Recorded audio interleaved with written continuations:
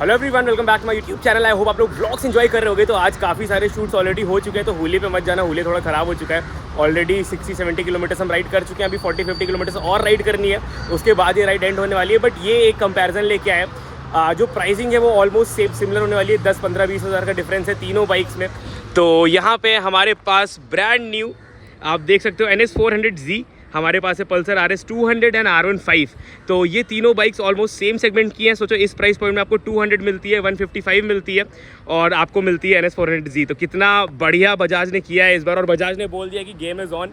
अब जो कंपटीशन है वो बढ़ने वाला है, बिकॉज इस प्राइस में आपको 400 दे रहा है बजाज। तो सबसे पहले हम प्राइस की बात कर लेते हैं। ये पड़ती है 2,10,000 की, ये पड़ती है 2,20,000 ऑन रोड और ये पड़ती है 2,30,000 ऑन रोड। तो ये तीनों बाइक की प्राइसिंग की बात हो गई। अब अगर पावर की बात करें, सबसे ज़्यादा पावरफुल मोटरसाइकिल ये होने वाली है। ये जनरेट करती है 40 PS की पावर और 35 Nm का टॉर्क। और उसके बाद आती है RS 200, उसके बाद आती है R15। तो मैंने कहा ये तीनों बाइक्स आपको दिखाना बहुत ज़्यादा ज़रूरी है। और अब जो चॉइस है वो और ज़्यादा टफ कर दी है बजाज ने। तो अब जो इंसान RS 200 लेने का सोचता था वो सोचेगा कि मैं 400 ले लूँ, जो R15 लेने का सोचता था वो सोचेगा मैं 400 ले लूँ। पहले यही रहता था कि RS लें कि R15 लें, RS लें कि R15 लें। बट डेफिनेटली अब तो गेम ही पूरा ओवर कर दिया है भाई। और साथ ही साथ जो इक्विपमेंट्स हैं वो भी नहीं है ऐसा कि आपको नॉर्मल कन्वेंशनल सस्पेंशन मिल रहे हैं। इसमें आपको USDs मिल रहे हैं, इसमें आपको नॉर्मल सस्पेंशन मिलते हैं, इसमें भी आपको USDs मिल रहे हैं। अगर फीडबैक की बात करें तो सबसे अच्छा फीडबैक R15 के सस्पेंशन देते हैं, बट स्टिफ है। अगर आपको थोड़ा अग्रेसिवली चलाना है, सिंगल चलाना है, तो R15 बहुत अच्छी है। बट जहाँ डबलिंग होती है तब थोड़ा सा उसकी पावर आपको कम लगने वाली है। NS400 के साथ बिल्कुल भी ऐसा नहीं होने वाला है। काफ़ी पावरफुल बाइक है और दोनों ही बाइक्स को बहुत ही ईजिली ये बीट कर देगी। तो मुझे नहीं लगता कि कंपैरिजन करने का या परफॉर्मेंस टेस्ट करने का कोई भी मतलब बचता है यहाँ पे। उसके अलावा अगर RS की बात करें, RS बहुत ही बेहतरीन बाइक है। बट डेफिनेटली बजाज ने जो इसका गियरिंग है वो चेंज कर दिया है, तो इसकी टॉप स्पीड थोड़ी कम हो गई है। बहुत जल्दी लिमिटर आ जाता है, बहुत ही जल्दी लिमिटर आता है। 143-144 पे लिमिटर हिट कर देता है। मैक्स टू मैक्स 145 ये हिट करती है। इसकी टॉप स्पीड लोग 170 टच करा रहे हैं, मतलब GPS पे कहीं ना कहीं ये 155-160 डेफिनेटली कर रही है और बहुत ही ज़्यादा तेज़ कर रही है दोनों के कंपैरिजन में। R15 की टॉप स्पीड भी काफ़ी अच्छी है, 150-155 चली जाती है अगर थोड़ा विंड ब्लास्ट इसके फेवर में हो तो। उसके अलावा अगर बात कर लें तो तीनों ही गाड़ियों में लाइट्स काफ़ी अच्छी मिल जाती हैं। इसमें भी आपको ऑल LED सेटअप मिल जाता है। उसके प्रोजेक्टर में येलो बल्ब्स आते हैं, तो उसको आप अपग्रेड कर सकते हो। बाकी सारी चीज़ें LED हैं, इंडिकेटर्स LED हैं। इंडिकेटर्स दोनों ही बाइक में आपको सिमिलर मिलने हैं, आप देख सकते हो। जब से KTM और बजाज का कोलैब हुआ है उसके बाद से ये इंडिकेटर हर एक बाइक में सेम होने वाले हैं बजाज की। और R15 की बात करें तो R15 में आपको जो इंडिकेटर्स हैं उसमें आपको बल्ब मिलता है, वो LED नहीं मिलते हैं। उसके अलावा हर चीज़ LED मिल जाती है, चाहे हेडलाइट हो, टेल लाइट हो, चाहे आपके DRLs हो। DRLs तो खैर सारी ही बाइक्स के LED होते हैं, तो उसमें कुछ बोलने की ज़रूरत नहीं है। एंड उसके बाद अगर और चीज़ों की हम बात करें, अगर डायनेमिक्स की बात करें तो तीनों बाइक्स बहुत डिफरेंट है। मतलब कायदे से कंपैरिजन MT15 में होना चाहिए था, बट जो प्राइस रेंज है वो मुझे लगता है ऑलमोस्ट सिमिलर है। और जो अवेलेबिलिटी है इस टाइम हमारे पास, क्योंकि ऑफकोर्स हम अपने शहर में नहीं, अपने शहर में होते तो और भी बाइक्स का इंतजाम हो जाता। बट अभी हमें पुणे में हम शूट कर रहे हैं प्रॉपर, तो जितना हमसे कंटेंट निकल पा रहे हैं हम निकाल रहे हैं आप लोग के लिए। बट भाई क्या अलग लेवल की गर्मी हो रही है भाई। तो एक बार अब तीनों ही बाइक्स के TFT कंसोल मैं आपको दिखा देता हूँ। तो इसमें आपको कंसोल मिल जाता है, कोई बहुत वैसा डिस्प्ले नहीं है जैसे ड्यूक 390 में होता है। बट जो नई वाली R15 आई है उसमें डिस्प्ले आपको ड्यूक जैसा दे दिया है, कलर डिस्प्ले मिलता है। ये थोड़ा पुराना वाला वेरिएंट है, तो इसमें आपको नॉर्मल डिस्प्ले मिलने वाला है, बट उसकी प्राइसिंग और ज़्यादा है।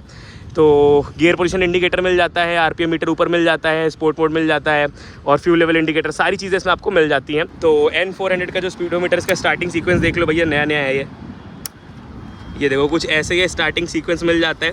अब इसमें भी आपको कोई वैसा कलर डिस्प्ले प्रॉपर वैसा नहीं मिलने वाला है। थोड़े कलर्स डेफिनेटली ऐड तो किए हैं, जो RPM है वो काफ़ी कलरफुल लगता है। उसके बाद यहाँ पे ट्रिप मीटर मिल जाता है। उसके बाद इसमें 4 डिफरेंट राइडिंग मोड्स मिल जाते हैं, road, sport, rain, of road. Of road पे क्या होता है कि ऑफ रोड पे आपका जो ट्रैक्शन है वो आप ऑफ कर सकते हो, साथ ही साथ पीछे का ABS बंद हो जाता है, तो थोड़ा आप इन्जॉय कर पाओगे इस बाइक को। एंड उसके अलावा थर्ड पे आ जाते हैं RS पे भी अब जो सबसे लेटेस्ट जनरेशन वाली RS है उसका स्पीडोमीटर अपग्रेड कर दिया गया है, तो उसमें आपको कलर डिस्प्ले मिलता है। बट मुझे ये वाला ज़्यादा पसंद था पर्सनली, डिजिटल एनालॉग का कॉम्बिनेशन था, तो इसमें ज़्यादा आपको थ्रिल आता है और गियर शिफ्ट करने में मज़ा आती है। जब नीडल एकदम टॉप एंड हिट करती है, 10,000 RPM तक ये पहुँचती है, तब अलग ही फील होता है, अलग ही फ़न होता है भाई RS में। और आपको पता है RS तो अपने को कितनी ज़्यादा पसंद है। और उसके बाद अब तीनों बाइक्स की आवाज़ सुना देते हैं। सबसे पहले RS 200 की आवाज़ सुनाते हैं।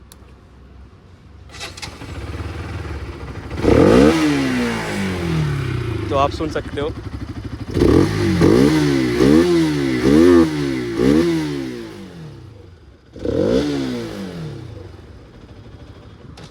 तो ये तो हो गई RS 200 की आवाज़। अब इसके बाद आपको NS 400 की आवाज़ सुनाते हैं, जो कि ब्रांड न्यू है और मुझे लगता है सबसे लाउडेस्ट भी यही होने वाली है, क्योंकि बड़ा इंजन है ऑफ कोर्स।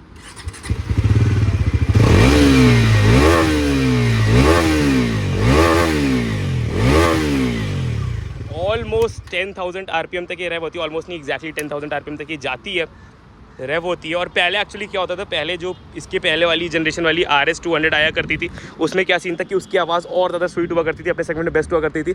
अब क्या हो गया, अब जितनी भी नई RS आ रही हैं ऑलमोस्ट सिमिलर आवाज़ हो गई है RS की, NS की, क्योंकि सब में कहीं ना कहीं वही same unit same engine Bajaj offer कर रहा है, तो इसलिए आपको आवाज़ भी सिमिलर लगने वाली है। जो NS की आवाज़ थी वो RS से थोड़ा ज़्यादा लाउड थी, बट काइंड ऑफ सिमिलर थी। अब R15 की बात कर लेते हैं। इसमें भैया VVA किक इन करता है 7,000 RPM के बाद।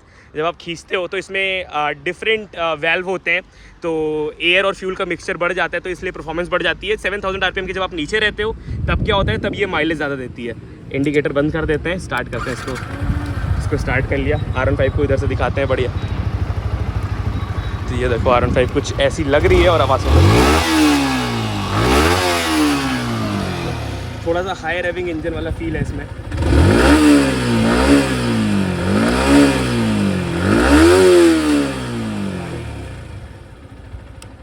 R15 भी अपने सेगमेंट में बहुत बढ़िया साउंड करती है, और स्पेशली जब वो एक कट से आवाज़ आती है, VVA किक इन करता है पोस्ट 7,000 RPM, तो और भी ज़्यादा थोड़ी वाइल्ड आवाज़ करने लगती है R15। बाकी USD जैसे कि मैंने बताया, इन दोनों मिलते हैं। RS को अभी तक बजाज ने USD वाला अपडेट नहीं दिया है, NS को पहले ही मिल गया था, बट RS को अभी तक अपडेट नहीं किया गया है USDs के साथ। अगर ब्रेकिंग परफॉर्मेंस की बात करें तो R15 की ब्रेक्स काफ़ी ज़्यादा अच्छी लगती हैं।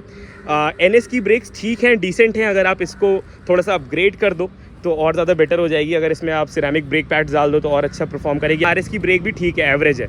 मतलब ये सेगमेंट ऐसा है कि इनकी ब्रेकिंग आपको ड्यूक 390 वाली नहीं मिलने वाली है कि एकदम ही अग्रेसिव आप ब्रेक मार दो, गाड़ी में चिपक गई, पिछला व्हील उठ गया, तो वैसा कुछ नहीं होने वाला है। इतना आप शॉक नहीं होगे, इतना ज़्यादा अग्रेसिव ब्रेकिंग नहीं है इनकी। और उसके बाद अगर डिज़ाइन की बात करें तो अगर फेयर्ड में बात करें RS और R15 में, तो R15 डेफिनेटली थोड़ा ज़्यादा अच्छी लगती, ज़्यादा सुंदर बनाई है। जब RS आई थी तो इतना प्रोपोर्शनेट डिज़ाइन नहीं लगता था, बट धीरे धीरे इंसान को आदत हो गई। और मेरी तो भाई पहली परफॉर्मेंस कैटेगरी की बाइक ही यही थी, सीखा मैंने पल्सर 150 से, बट जो खुद की पहली बाइक थी वो RS 200 थी, तो इससे भी अलग ही लगाव है।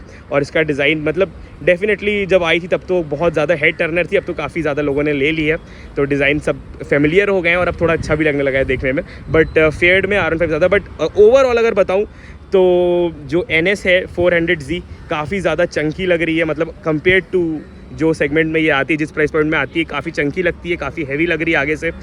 और मेरी पर्सनल फेवरेट पूछो तो तीनों में से चलाने में सबसे ज़्यादा आपको इसी में मज़ा आने वाली है। बहुत मज़े कर पाओगे अगर आप ये बाइक लेते हो, क्योंकि एक्सेलरेट जिस तरह से होती है, टॉप स्पीड ऑलमोस्ट सिमिलर होने वाली है, बट एक्सेलरेशन जिस तरह का है काफ़ी तेज़ जाती है। टॉप स्पीड तक अपने बहुत तेज़ पहुँचेगी compare to RS and R15। उसके अलावा अगर और चीज़ों की बात कर लेते हैं तो अगर सीटिंग कंफर्ट की बात करें तो सबसे बुरी उसमें R15 होने वाली है, क्योंकि भाई जब आप बैठ के भगाते हो हाथों पे इतना प्रेशर पड़ता है, बैकबोन पे प्रेशर पड़ता है। NS is the most comfortable motorcycle out of 3। And अगर RS की बात करें तो RS मिड में आती है, तो जो सबसे कंफर्टेबल है फर्स्ट, सेकंड, देन थर्ड, ये कंफर्ट वाला है। और पिलियन कंफर्ट भाई उसका तो भूल ही जाओ, इन दोनों का ऑलमोस्ट सिमिलर होने वाला है। स्टिल RS में आपको थोड़ा आगे वाले अपने बंदे को होल्ड करके बैठना होगा, NS में आप कंप्लीटली अपराइट बैठते हो तो वो और ज़्यादा कंफर्टेबल होने वाला है। और इसके बाद अब स्विच गियर्स पे आ जाते हैं, तो स्विच गियर्स जो बजाज के आप लोग देखते चले आ रहे हो वही मिलने वाले हैं। और NS में स्विच गियर्स थोड़े से इम्प्रूव किए हैं, थोड़ा ज़्यादा प्रीमियम लगते हैं, थोड़ा प्रीमियम टच दिया है। और R15 में भी थोड़े स्विच गियर इम्प्रूव करें, जो नया वाला है। इस वाले में जो आप देखते चले आ रहे हो वही स्विच गियर्स मिलते हैं आपको। That's it. और मुझे लगता है मैंने सारी चीज़ें कवर कर ली हैं, और तीनों ही बाइक्स अपने आप में बढ़िया हैं। It's totally up to you. वैसे तो बजाज ने अब सबको बहुत मुश्किल में डाल दिया है ऐसा करके कि अब NS दे दिया उसी प्राइस पॉइंट में, तो मुझे नहीं लगता कोई और इंसान जब तक उसको लुक्स या कुछ वैसा पसंद नहीं होगा स्पेसिफिक तब तक नहीं चूज़ करेगा, क्योंकि NS 400Z is now the ultimate weapon. तो बस ये था कंपैरिजन, कैसा लगा कमेंट करके ज़रूर बताना। कमेंट्स में आप बताना कि अगर आपके पास 2 लाख रुपए हैं तो आप कौन सी बाइक चूज़ करने वाले हो, क्योंकि ऑलरेडी मैंने कहा ना, बजाज ने कह दिया कि द गेम इज़ ऑन, और अब लोगों के लिए चॉइस थोड़ी और टफ होने वाली है। इस वीडियो को यहीं पे एंड करते हैं। इंस्टाग्राम हैंडल डिस्प्ले है, फॉलो नहीं किया फॉलो कर लो, चैनल को सब्सक्राइब कर लो। See you next vlog. Ride safe, stay safe, enjoy. तो भाई हम लोग आए थे पुणे, और सारे जितने भाई हैं अपने सबने बहुत हेल्प करी भाई। ये बंदा आ गया भाई अपना, वो भाई लास्ट टाइम हम लोग मिले थे भाई, तो एक बार सबको थैंक्स यार। डन भाई, सही है ना, सपोर्टिव हैं। हाँ। सारे बंदे जैसे ही बोलते हैं हम लोग सब टाइम निकाल के हाँ आते भाई। हैं, बहुत बड़ी बात है यार। सबसे बेस्ट चीज़ यही है भाई इधर की, अपने भाई लोग हैं इधर, तो कोई टेंशन नहीं, कभी भी आना है तो सब चिल सीन रहता है। इतने अच्छे, कभी भी कहीं भी किसी चीज़ की जरूरत हो सब में सपोर्ट मिलता है। हाँ भाई, चले निकला जाए भाई फिर। तो भाई जा रहे हैं, बाकी ये लोग चल रहे हैं हमारे साथ लोनावला, क्योंकि बाइक लेके हमें उधर ही जाना है। मैं राइड कर चुका भाई, बहुत चला लिया आज, अब उधर ही चलाते हैं, थोड़ा आगे चल के रेस्ट करते हैं कार में। चलो भाई निकलते हैं।